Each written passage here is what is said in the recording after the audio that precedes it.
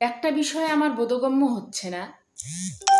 আমি হরহামেশাই শুনি যে মেয়েরা পোশাক ঠিক করে না, তাদের পোশাক ঠিক থাকে না, এই জন্য তারা পথে ঘাটে বা যে কোনোভাবে হোক আর কি রেপিস্টের শিকার হয়। হুম। কিন্তু মানে মেয়েরা নাকি ওড়না ঠিক মতো দেয় না, পর্দা করে না। মানে এটাকে ইস্যু করা হয় যে মেয়েরা পর্দা করে না, পর্দা না করার কারণে মেয়েরা রেপিস্ট হয় রাস্তাঘাটে বা যে কোনো আর কি ওয়েতে হোক হয়। কিন্তু সৌমিতার কি হলো? সৌমিতা কি রাস্তাঘাটে পর্দা ছাড়া বাইর হয়েছে? সৌমিতা কি রাত 2টার সময় পর্দা ছাড়া বাইর হয়েছে? সৌমিতা কি দিনের বেলা ওড়না ছাড়া রাস্তায় বাইর হয়েছে? তাহলে সৌমিতা কেন রেপ হলো? সে তো একজন ডাক্তার, সে একজন ডাক্তার, সেবা করে, সেবাকারী সে। সে তার সে একজন সরকারি চাকরি করে, সরকারি ডাক্তার সে। হাসপাতালে সে হাসপাতালে ডিউটিরত অবস্থায় তাকে অমানবিকভাবে নির্যাতন করা হয়েছে। অমানবিক যাকে বলে, একদম মানবিক নয়।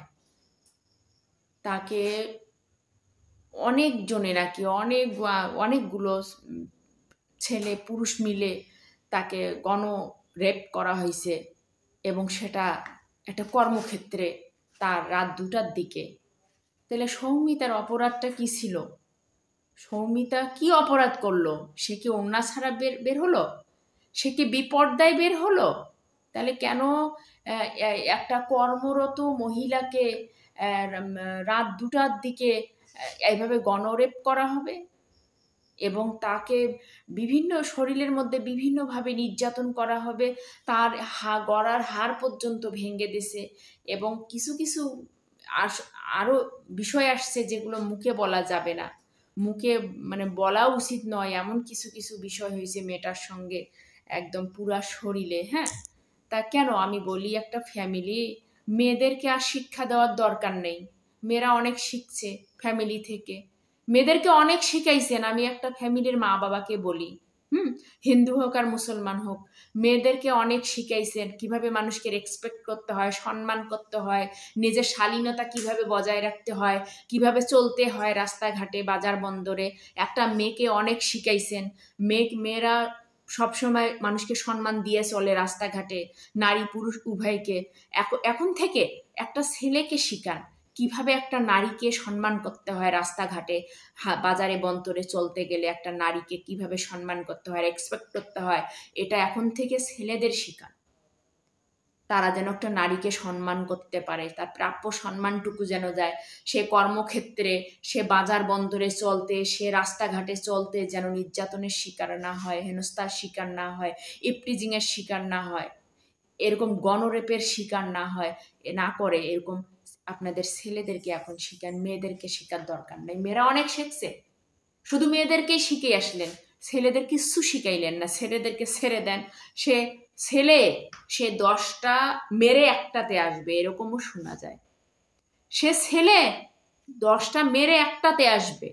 আর তুমি মেয়ে, তুমি ঘরের কোণে থাকো, তোমাকে কিচ্ছু করতে হবে না, তোমাকে বেড়াইতে হবে না, তুমি ঘরের কোণে থাকো।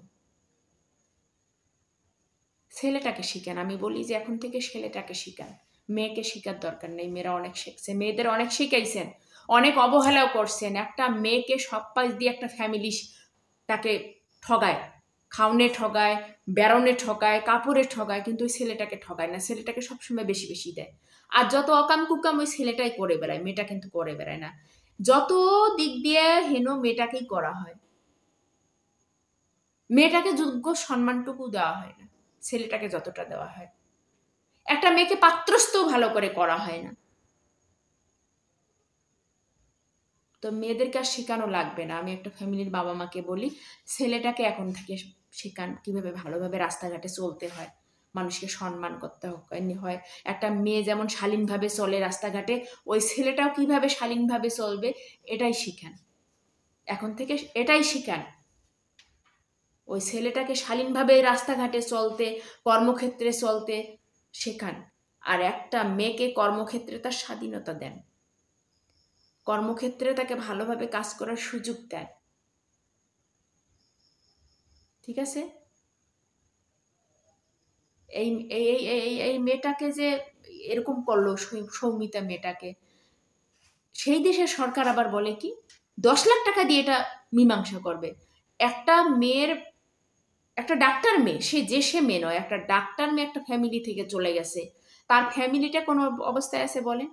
তার ফ্যামিলিকে 10 লাখ টাকা দিয়ে এরা বলে দায় সারা হবে, তার কোনো ন্যায্য বিচার হবে না, অপরাধীদের খুঁজি বাইর করানো হবে না। তাহলে এটা কেমন বলেন আপনারা? উপযুক্ত বিচার চাই, উপযুক্ত ওই অপরাধীদের উপযুক্ত শাস্তি চাই। ওই সৌমিতার সাথে যারা এই অন্যায়টা করছে তাদের উপযুক্ত শাস্তি চাই, তাদের সর্বোচ্চ শাস্তি চাই, সর্বোচ্চ।